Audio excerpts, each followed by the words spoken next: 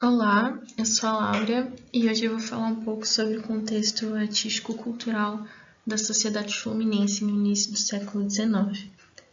A principal bibliografia desse trabalho é o texto Arte e Academia entre Política e Natureza, da Elaine Dias, que é o terceiro capítulo do livro sobre a arte brasileira da pré-história aos anos 1960, da Fabiana Werneck. Nesse capítulo, a Elaine Dias fala sobre a chegada dos pintores franceses no Brasil no século XIX, sobre as produções deles e os impactos deles na arte brasileira. Eu vou falar um pouco sobre o contexto anterior a essa chegada, sobre os artistas brasileiros que aqui residiam e produziam e qual foi o contexto que esses artistas franceses encontraram quando chegaram aqui. A Elaine Dias começa citando o artigo Memórias sobre a Antiga Escola de Pintura Fluminense, do Manuel de Araújo Porto Alegre. Ele foi um artista e crítico da arte, o Porto Alegre, bastante importante, e esse artigo tem suma importância para a história da pintura colonial. Nele, ele comenta sobre os artistas brasileiros até o período da chegada dos franceses e busca dar visibilidade e legitimidade para a arte brasileira antes da academia. O grupo de franceses do Le Breton chegou no Brasil em meio a vários eventos políticos muito importantes, como, por exemplo, a morte de Dona Maria I, o Dom João VI, que tinha sido recém-titulado rei do Reino Unido de Portugal, Brasil e Algarves, a chegada da arquiduquesa Leopoldina para o casamento com Dom Pedro, e todos esses eventos políticos e sociais que estavam acontecendo acabaram deixando o projeto dos franceses em segundo plano. E eles chegaram aqui e ficaram aguardando pelas quase inexistentes encomendas da corte, o que gerou uma certa concorrência com os artistas locais. O primeiro artista que eu vou falar então é o Manuel Dias de Oliveira. Ele era conhecido também como brasiliense ou romano. Era brasileiro, mas teve formação portuguesa e italiana. Foi discípulo do Pompeu Batoni na Academia de São Luca, em Roma. Era responsável pela aula régia de desenho e figura, que era uma escola não acadêmica fundada no Rio em 1800. O Porto Alegre e também o jornal Espectador Brasileiro relatavam que as aulas de nu dele não eram bem sucedidas. Nesse período tinha um grande problema com encontrar modelos para nu artístico. Comentava-se que na sessão de aula professorada por ele, o modelo era um homem branco, não muito jovem, descarnado, mesmo mal feito, e as reproduções dos alunos eram belas figuras que nada condiziam com a realidade, mas sim com a imaginação. O Manuel Dias de Oliveira foi muito importante para o ensino artístico brasileiro. Aqui tem duas obras dele, a Alegoria Nossa Senhora da Conceição e o Retrato de Dom João VI e Dona Carlota Joaquina.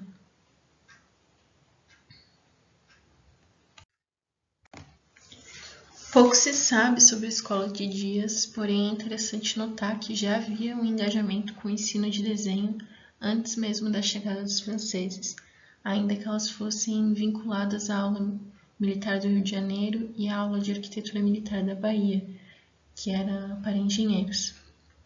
O Le Breton considera bastante o talento de Manuel e inclui ele no quadro dos professores da Escola de Ciências, Artes e Ofícios.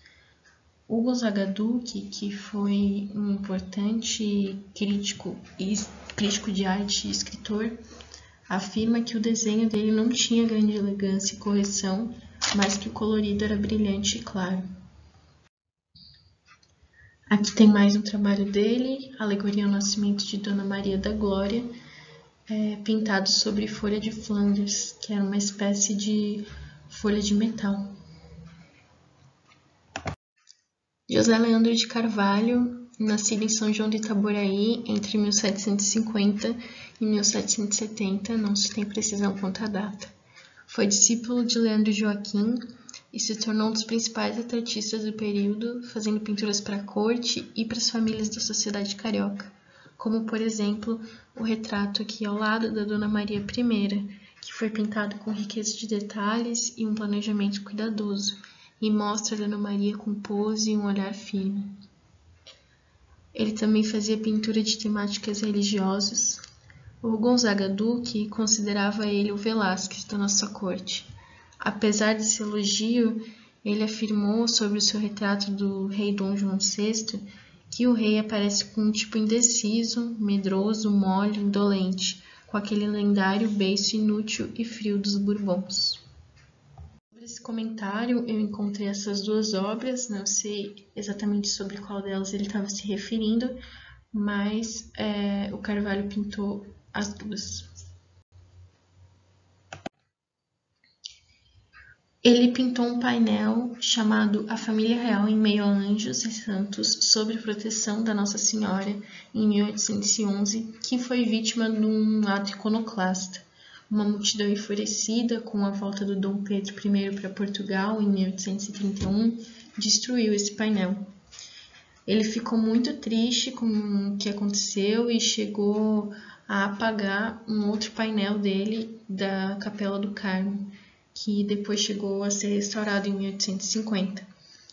Depois desse acontecimento, ele se refugiou na cidade do Campos e ficou lá até a morte, em 1835. Francisco Pedro do Amaral. Ele nasceu no Rio de Janeiro, em 1780. Foi pintor, desenhista, decorador, cenógrafo, dourador e estucador. Estudou com José Leandro de Carvalho e também na aula régia de desenho e pintura com Manuel Dias de Oliveira. Estudou cenografia com Manuel da Costa e trabalhou no Teatro São João. Foi aluno de pintura no curso ministrado pelo Debré. Foi chefe de decoração da Casa Imperial, trabalhou no Palácio da Quinta da Boa Vista e no Paço da Cidade. Decorou residências particulares também, como a Casa da Marquesa de Santos, ou também chamada de Palacete do Caminho Novo. Ela foi uma casa durante pouco tempo, a Marquesa de Santos morou ali poucos anos, depois se tornou um lugar de eventos e hoje em dia é um museu. Também decorou 2 salas da antiga Biblioteca Nacional, que hoje já estão apagadas. Segundo o Quirino Campofiorito, que foi um artista múltiplo, escritor, crítico de arte e professor também do século XX, o Francisco Pedro do Amaral, vindo da tradição colonial brasileira, é o artista que melhor evidencia a transição que ocorre no campo artístico nesse período, motivado pela presença dos artistas franceses no país. Aqui ao lado a gente vê um retrato da Marquesa de Santos, de 1826, onde a gente vê que ele já busca um tratamento neoclássico na pintura dele. E aqui a gente chega no trabalho dele, um trabalho muito interessante, muito importante, chamado Painéis dos 4 Continentes. Para falar sobre esse trabalho, eu utilizei como bibliografia a tese de doutorado da Patrícia de Barros Araújo. Ela faz uma análise super completa sobre os painéis, é um texto de mais de 200 páginas. Aqui eu vou falar sobre eles de maneira bem resumida, obviamente. A representação dos 4 continentes era bastante comum nesse período, já era antes do descobrimento da América, já era comum representar os 3 continentes, mas com o descobrimento da América isso se tornou ainda mais comum e se divulgava as peculiaridades das novas terras e também registrava-se as características dos novos povos descobertos, entre aspas, nessas representações.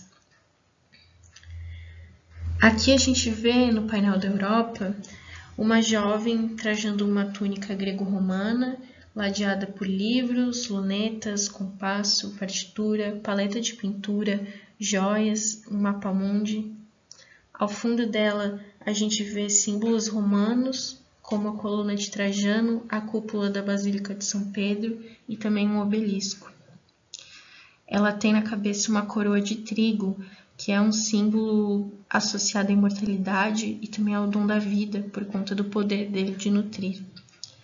Na mão ela tem um cetro, que é esse objeto que prolonga o braço, né? Ele é um sinal de força e de autoridade.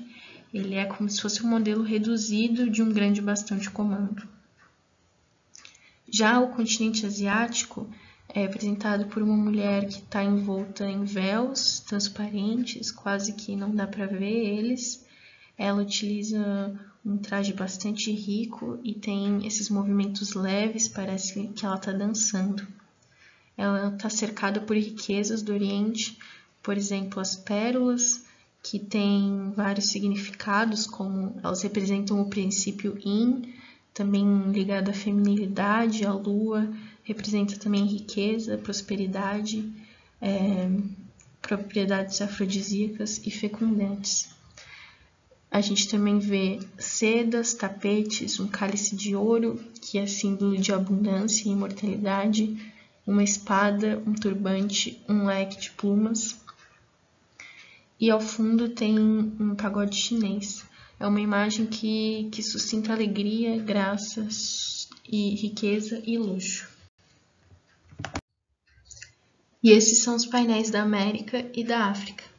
Logo de cara é possível notar que elas têm os tons de peles claros e que elas são retratadas com seios desnudos, as únicas retratadas dessa maneira, o que pode ser um sinal da visão que se tinha no período desses povos como primitivos. A América está caracterizada com trajes estilizados e segura na sua mão um papagaio. Está cercada por frutas e plantas típicas dos trópicos. Carrega na mão direita um arco e flecha e tem uma postura que emana delicadeza e graciosidade. Ela também usa um colar com uma tira azul e sementes pretas e vermelhas. O único tipo de construção que existe na imagem é algumas ocas no fundo. Há também um cesto de frutas que demonstra a abundância de recursos. Essa representação difere bastante das que eram comum nesse período da América, onde quase sempre o tema era o canibalismo.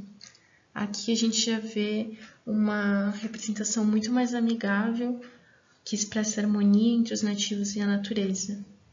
A flora tropical induz uma ideia de paraíso e também indica se tratar de um continente com muitas possibilidades a serem desvendadas. As características físicas dela sugerem um forte indício de europeização. Ela é representada com a pele clara, traços peninsulares e trajes estilizados, o que pode ser associado a uma ideia de, entre aspas, indígena civilizado. Um indígena que apresenta a possibilidade de adaptação ao progresso e se mostra receptível à europeização. Já o continente africano é simbolizado pela cultura egípcia. A gente pode ver o papiro, a flor de lótus, a palmeira, o templo em ruínas, 3 pirâmides e uma paisagem desértica. É a única onde a moça está caracterizada totalmente de perfil, o que remete à maneira com que as pessoas eram representadas na arte egípcia. A autora, a Patrícia, aponta para o fato de ser curioso a escolha do artista em representar o continente por um país da África do Norte, porque os africanos que vinham para o Brasil nesse período não eram dessa região. Isso talvez demonstre um certo desprezo pelas culturas africanas com que o Brasil tinha mais contato. Mas outro motivo que pode ter levado a essa escolha do pintor é o fato de estar muito em voga nesse período a decoração egípcia na Europa e em outros lugares do mundo também, por consequência. Por conta das escavações que vinham sendo feitas no Egito e as novas descobertas que estavam acontecendo lá, esse tema estava meio que em moda. Ela também possui um cetro na mão, mas ele é bem menor que o europeu, não chega nem a tocar o chão. O cetro quebrado tem uma simbologia da negação do poder. Aqui a gente não pode dizer que o cetro está quebrado, mas o fato dele ser bem menor pode ser que ele represente esse mesmo significado, né? Isso também é reforçado pelas colunas que tem aqui no primeiro plano, que estão caídas, o que pode significar um império que outra hora foi muito vasto, representado pelas colunas erguidas no fundo da composição, mas que hoje já não se sustenta mais. Aqui é uma imagem do local onde estão os painéis no Salão dos Deuses, na casa da Marquesa de Santos. O da Europa e da Ásia ficam um ao lado do outro, e na parede em frente tem o da África e da América. Os painéis foram pensados para esse local, portanto eles têm uma relação com o ambiente. Por exemplo, os rostos das figuras estão voltados para a porta, parecem que recepcionam o espectador. Esse era um salão onde aconteciam festas e eventos da corte, então bastante pessoas frequentavam ele. A única que não olha para a entrada e sim para frente é a Europa. Ela encara o público, mas ela também mantém um olhar fixo no painel da América, que está logo à frente dela. Um olhar que parece zelando por ela, mas que a Patrícia Araújo também interpreta com um ar de controle, né? Como se ela estivesse atenta e controlando todos os movimentos, todas as ações da América. Todas as figuras estão descalças, seguram objetos e têm adereços na cabeça e também possuem feições semelhantes de serenidade. E aqui estão as referências. É isso. Obrigado pela atenção.